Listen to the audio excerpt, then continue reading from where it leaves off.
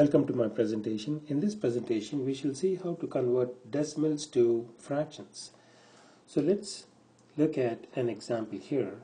And in this example, if we want to convert, let's write it down, convert 8.251 to a fraction.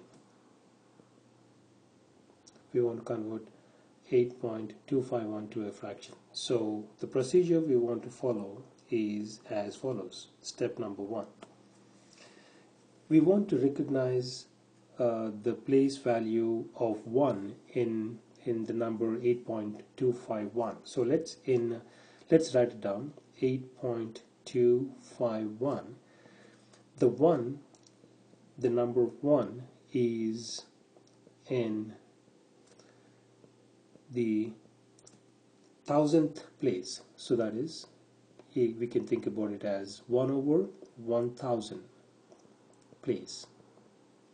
So therefore, as step 2, the way we want to simplify this is as follows. We can write 0.251 as 251. We can take the decimal point out and then write it out as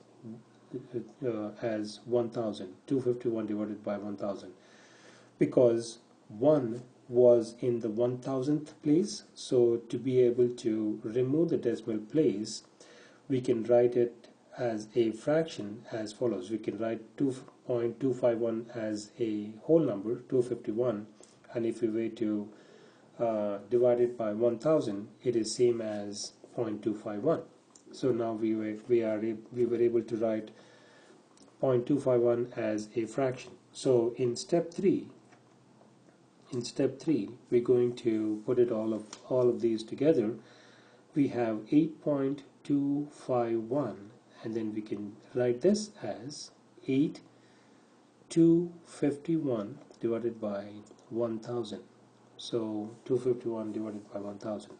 251 and 1000, we cannot reduce it any further, so therefore we're going to leave it in this form, and this is how we can convert a decimal number into a fraction part. 8.251 over 1000 is in a mixed number format, where a mixed number is a number where we have a fraction part of it and a whole number part of it. 8 is a whole number and 251 over 1000 is a fraction. So 251 over 1000 cannot be simplified any further, so we're going to leave it there.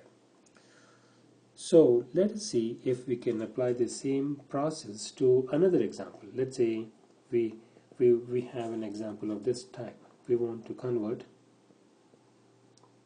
0.085 into a fraction.